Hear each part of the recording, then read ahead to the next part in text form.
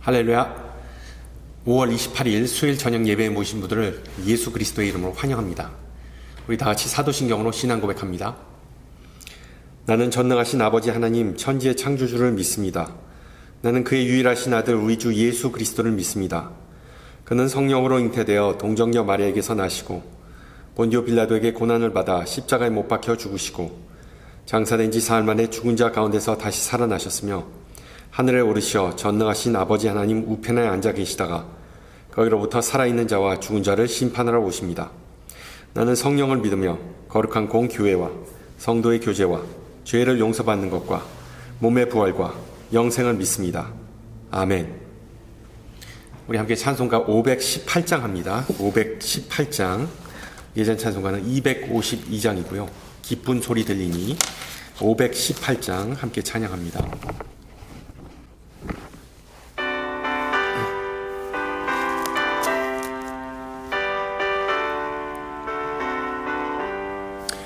기쁜 소리 들리니 예수 구원하신다. 만민에게 전하라. 예수 구원하신다. 주님 명령하시니 산을 넘고 물 건너 온 세상에 전하라. 예수 구원하신다. 바다들아 외쳐라. 예수 구원하신다. 모든 죄인 들으라. 예수 구원하신다. 모든 섬아 일어나 메아리 쳐 울려라. 복음 중에 복음은 예수 구원하신다.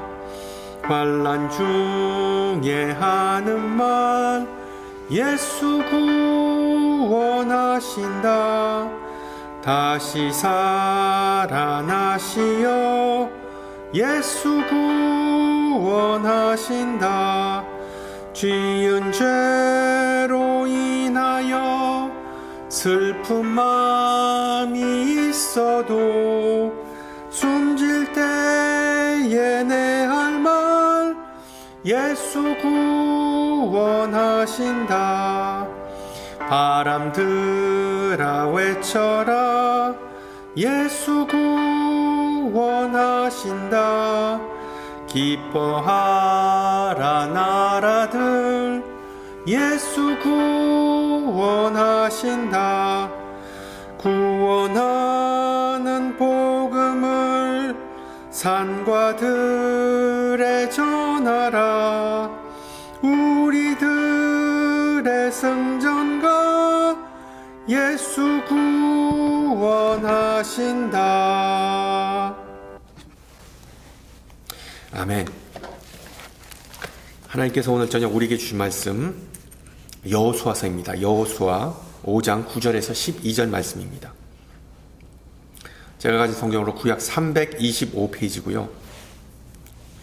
여호수아 5장 9절에서 12절 말씀을 받들어 봉독합니다. 여호와께서 여호수아에게 이르시되 내가 오늘 애굽의 수치를 너희에게서 떠나가게 하셨다 하셨으므로 그곳 이름을 오늘까지 길갈이라 하느니라.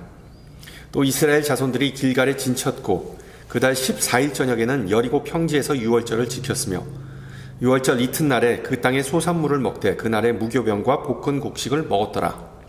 또 그 땅의 소산물을 먹은 다음 날에 만나가 그쳤으니 이스라엘 사람들이 다시는 만나를 얻지 못하였고 그 해에 가나안 땅의 소출을 먹었더라. 아멘.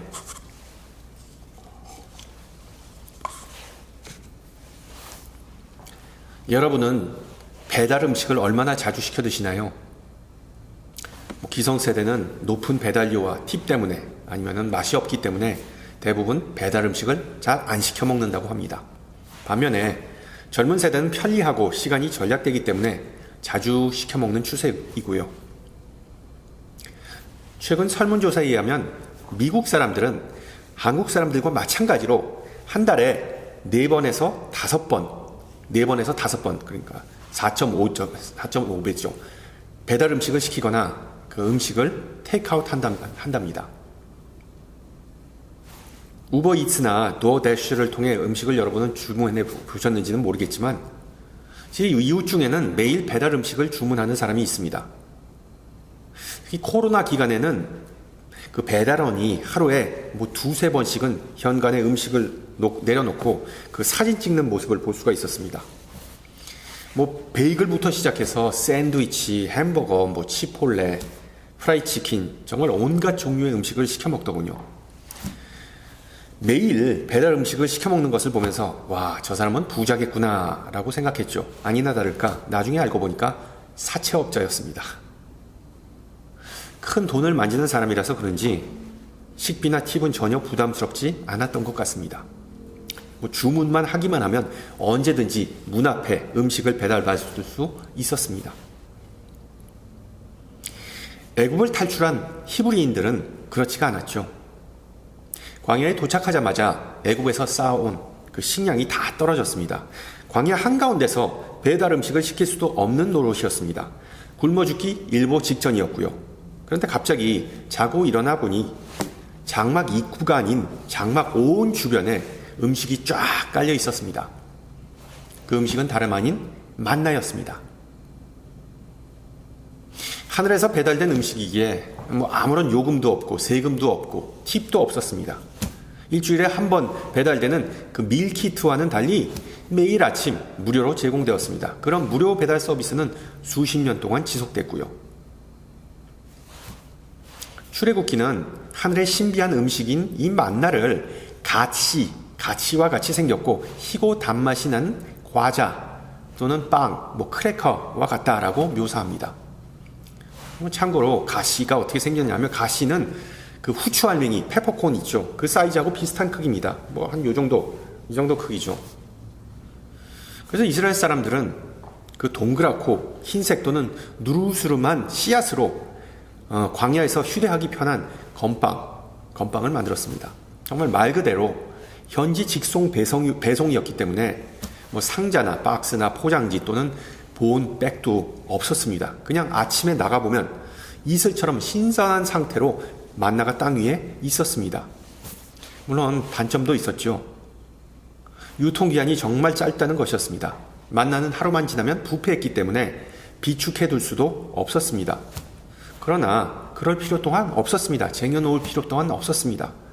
다른 사람도 아닌 바로 하나님께서 단 하루도 빠짐없이 신성한 식량을 공급해 주셨기 때문이죠. 참고로 안식일 전날에는, 그러니까 금요일에는 이틀이라는 그 유통기간이 보장되었는데 아마 하나님께서 이스라엘 백성이 안식일에 일하지 않기를 원하셨기 때문인 것으로 보입니다. 뭐 결과적으로 이 만나는 주기도문이 우리에게 상기시켜 주듯이 하나님께서 우리에게 일용할 양식을 보장해 주신다는 그런 의미입니다. 이것은 구약시대 이스라엘 사람들에게도 그랬고 오늘날 우리에게도 마찬가지입니다. 실제로 하나님은 이스라엘이 광야에서 길을 잃었을 때 낮에는 구름 기둥으로 또 밤에는 불 기둥으로 인도하셨습니다. 백성이 목마를 때 모세에게 지팡이로 바위를 치라고 하셔서 샘물이 솟아나게 하셨죠. 그리고 백성들이 배가 고팠을 때 손쉽게 잡을 수 있는 그 메추라기 떼와 하늘에서 만나라는 특별한 선물을 내려주셨습니다. 만나라는 히브리어 단어는 직역하면 이게 뭐지? What is this? 라는 뜻입니다. 백성이 처음으로 땅 위에 널브러진 그 딱딱한 하얀 물질을 보았을 때 보였던 반응이기 때문이죠. 성경에 의하면 40년 동안, 즉 한 세대 동안 이 만나가 지속되었다고 합니다. 요컨대 만나란 하나님께서 히브리인들의 생명을 보존하기 위한 최고의 수단이자 선물이었습니다. 학자들은 오랫동안 이 만나의 정체, 아니 실체를 좀 밝혀내고자 했고 다양한 이론이 존재합니다. 어떤 학자는 이 만나가 어떤 특정 곤충의 분비물이라고 하였고 다른 이는 어떤 나무에서 나오는 수액, 또 어떤 이는 밤사이에 자라난 일종의 식용 곰팡이라고도 주장했습니다. 결론은 아무도 모른다는 것이죠. 성경의 저자들에게 만나는 그저 기적일 뿐이고 우리가 알아야 할 것도 그것뿐입니다. 성경을 자연 법칙을 통하여 합리적으로 또는 과학적으로 설명하고자 할 때 자주 발생하는 결과입니다. 그런데 그런 다양한 주장들이 솔직히 말이 되지 않죠. 곤충 분비물이나 나무 수액 또는 야생 곰팡이, 야생 버섯이 맛있다고 말하는 이가 얼마나 있겠습니까? 그런 이색적인 식량을 주식으로 삼을 사람이 과연 얼마나 있겠습니까?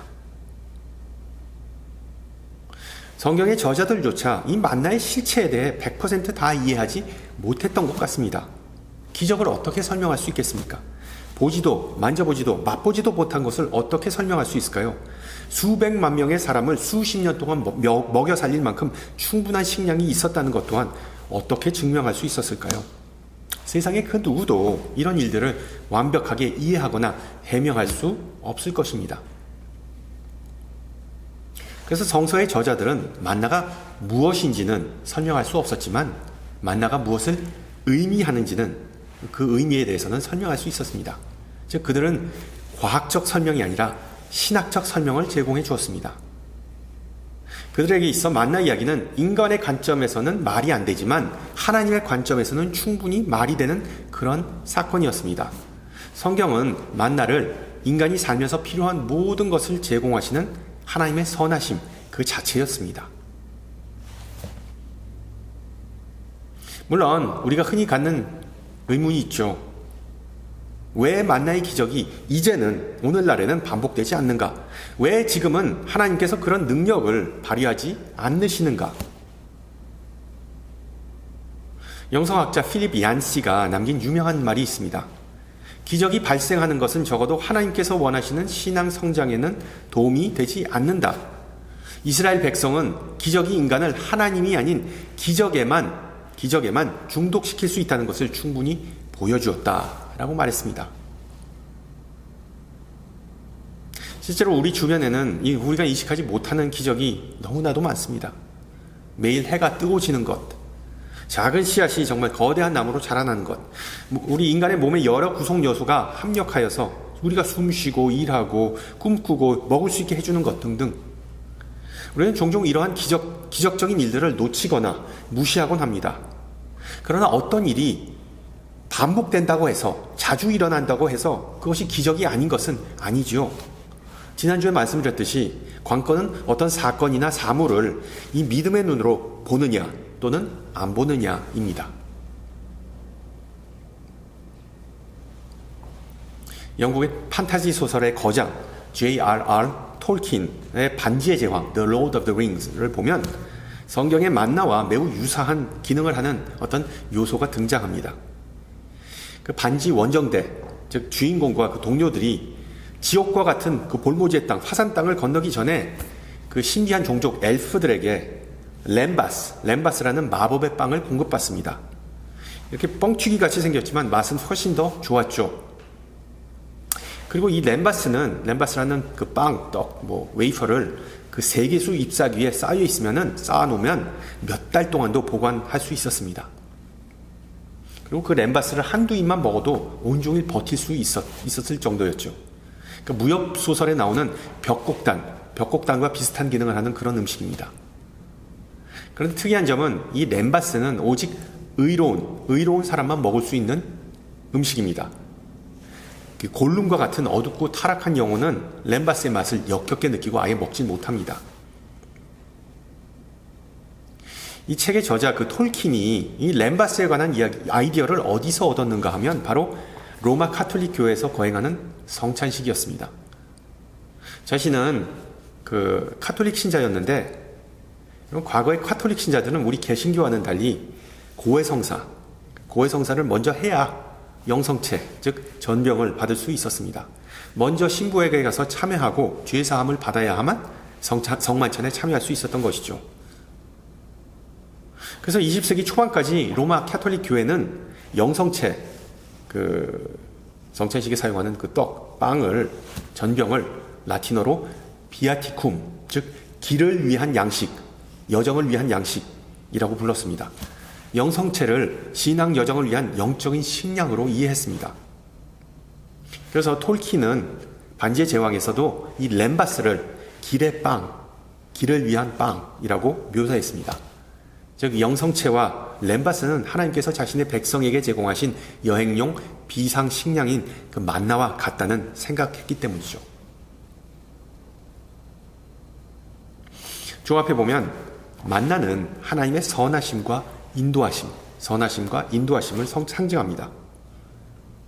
이것은 신학적인 용어로 섭리, 영어로는 providence라고 합니다. providence. 이 동부에 있는 로드 아일랜드주 수도의 이름이기도 하죠. 원래 그 도시의 이름은 경건한 청교도 신자였던 로저 윌리엄스라는 사람에 의해 지어졌습니다. 원래는 그 매사추세츠만 매사추세츠 베이 그 컬러니 시민지 지도자들은 그들도 청교도였지만 그 윌리엄스의 신학적 사상을 좀 싫어했습니다. 그래서 윌리엄스와 그의 추종자들을 그 시민지에서 그 캠프에서 광야로 쫓아내버립니다. 그래서 이들이 돌고 돌아 정착한 곳에는 만나와 같이 어떤 하얀 씨앗은 없었지만 숲에는 많은 사냥감과 개울에는 물고기가 넘쳐났습니다. 그것은 정말 은유적인 의미에서 만나가 풍부했던 지역이기에 그 이름을 Providence, 하나님의 섭리하시는 곳이라고 지은 것이죠. 보다시피 만나는 하나님의 섭리입니다. 즉 우리의 신앙 여정을 하면서 우리가 신앙 여정을 하면서 하나님의 선하심과 인도하심을 경험하는 모든 순간이나 사건, 장소, 상황을 가리키는 것을 우리는 만나라고 할 수 있죠. 다시 한번 말씀드리지만 우리 중 그 누구도 만나를 실제로 먹어보지 못했습니다. 오직 구약시대의 히브리인들만 만나를 직접 먹어봤습니다. 하지만 영적이고 상징적인 차원에서 우리는 모두 만나를 맛본 경험이 있습니다. 인생은 거꾸로 이해하지만 앞으로 살아가야 한다라는 그 격언을 한번 생각해 보세요. 어려운 상황에 부닥쳤을 때, 예를 들어 직장을 잃거나 인간관계가 깨어지거나 질병에 걸리거나 심지어 차에 열쇠를 꽂아놓고 내렸을 때, 그리고 문이 잠겨있을 때, 그 당시에는 하나님께서 우리 곁에 계시면서 우리의 행보를 인도하신다고 상상조차 못합니다. 그냥 내가 왜 인생이 이렇게 꼬였을까? 아니면 내가 왜 이렇게 오늘은 운이 따르지 않을까? 그런 생각을 갖겠죠. 하지만 나중에 가서야 필요했던 것이 결국 내 수중에 있다는 것을 발견하게 됩니다. 그리고 하나님은 무슨 일이 있어도 길을 열어주시는 감사한 분이라는 것을 알게 되죠. 이러한 결정적인 경험을 우리는 만나의 순간이라고 부를 수 있습니다. 만나의 순간. 당시에는 전혀 만나 같아 보이지 않지만 나중에 조금 거리를 두고 그 상황을 되돌아보면 하나님의 사랑의 패턴인 만나를 분별하게 됩니다. 가장 놀랍고 예상치 못한 방식으로 우리 삶 속에서 역사하시는 하나님의 그 은혜로운 손길을 맛보게 되는 것이죠. 그러면서 광야라고 생각했던 곳이 결국 축복의 장소인 것으로 변한 것을 체험하게 됩니다. 하지만 모든 좋은 일에는 끝이 있는 법입니다. 무료 배식이 멈추는 때가 옵니다. 오늘 본문이 바로 그런 내용이죠. 이스라엘 백성이 가나안에 들어가서 첫 수확을 하던 바로 그날 이제 만나 공급이 영영이 중단되었다는 사실을 알게 됩니다. 하나님은 이스라엘 백성이 사막을 건너는 여정 속에서 살아남고 믿음이 성장할 수 있도록 만나를 공급해 주셨습니다. 하지만 가나안에 도착하자 다시는 만나를 내려주시지 않았습니다. 일부 또는 많은 사람은 이 무료 식사 배달이 끝난 걸 보고 답답하고 심지어 기분이 나빴겠죠. 12절을 보세요. 그 땅의 소산물을 먹은 다음 날에 만나가 그쳤으니, 여기서 그쳤다라는 단어는 안식일의 어원이 되는 히브리 단어 샤바트입니다. 샤바트. 즉 광야를 가로지르는 40년의 긴 여정이 끝나면서 만나가 샤바트, 그쳤기 때문에, 안식하였기 때문에 사람들은 그 땅의 농작물을 먹기 시작했다는 의미이죠. 하늘의 식량인 그 신비로운 만나는 이제 누룩을 넣지 않은 평범한 빵으로 대체된 것입니다. 이제 공짜 식사는 없어진 것이죠. 이스라엘 백성이 그때 느꼈을 좌절감, 불신, 심지어 분노를 한번 생각해 보세요. 더불어 그들은 신앙에 큰 타격을 입었겠죠. 지난주에 우리 막내 아이 학교 오픈하우스에 갔습니다. 그래서 한 해 동안 우리 아이가 했던 그런 어떤 아트웍인가, 그리고 또 어떤 프로젝트 같은 거 쭉 다 구경하는 그런 즐거운 시간을 가졌는데, 그런데 전체적으로 학교가 그 분위기가 좀 달라진 것을 느꼈습니다. 이유인즉슨 작년에는 피자를 원하는 만큼, 정말 원하는 만큼 공짜로 먹을 수 있었습니다. 올해는 그 작은 피자 한 조각에 $5를 받더군요. $5. 아마 올해 그 PTA 예산이 좀 부족했던 것 같아요. 그 사람들의 얼굴에 내 피자 어디 있어? 라는 그 표정을 읽을 수 있었습니다. 여러분, 하나님의 선물이 사라진 것처럼 보일 때 우리의 믿음은 왜 그토록 흔들리는 것일까요? 그 이유는 다른 이의 선행이나 또는 하나님의 선물을 우리는 당연하게 생각하기 때문입니다. 호의가 계속되면 그게 권리인 줄 착각하기 때문이죠. 만나를 싫어하는 사람, 즉 공짜 싫어하는 사람 아무도 없습니다. 매일 주시는 하나님의 축복을 싫어하는 사람 아무도 없습니다. 바꾸어 말하면 인간은 행복한 결혼 생활, 안정적인 직업, 탄탄한 재정과 같은 요소를 통해 안락함을 누리며 살고 있습니다. 그러나 상황이 바뀌고 경기가 좀 어려워지고 긴축 재정해야 할 때 하나님의 은혜가 끊어졌다고 속단하고 불공평하다고 느낍니다. 그러면서 하나님은 도대체 어디에 계실까라고 질문하고 의심하고 원망하죠. 아니죠. 만나가 멈췄다는 것은 하나님께서 우리를 포기하시거나 신경 쓰지 않거나 버리셨다는 의미가 아니라 우리가 인생의 다음 단계로 나가도록 하나님께서 인도하신다는 것입니다. 만나가 끊긴 것은 주님의 은혜가 끊겼다는 것이 아니라 이스라엘 백성에게 그런 양식이 더는 필요하지 않기 때문입니다. 주님께서 공급을 중단하신 것이 아니라 다른 방식으로 공급하신다는 의미이죠. 하나님은 자신의 자녀인 우리가 언제 걸음마를 뗄 것인지를 너무나 잘 아시는 분이시기 때문입니다. 여러분은 어떠신가요? 그 어떤 상황 속에서도 주님의 섭리를 믿고 앞으로 나갈 준비가 되셨나요? 아멘?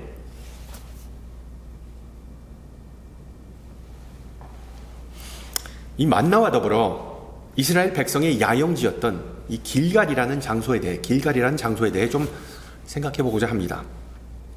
지난주에 하나님께서 쉼표를 찍으신 곳에 인간은 마침표를 찍지 말아야 한다고 말씀드렸죠. 오늘 본문은 여호와께서 여호수아에게 이르시되 내가 오늘 애굽의 수치를 너희에게서 떠나가게 하였다라는 말씀으로 시작합니다.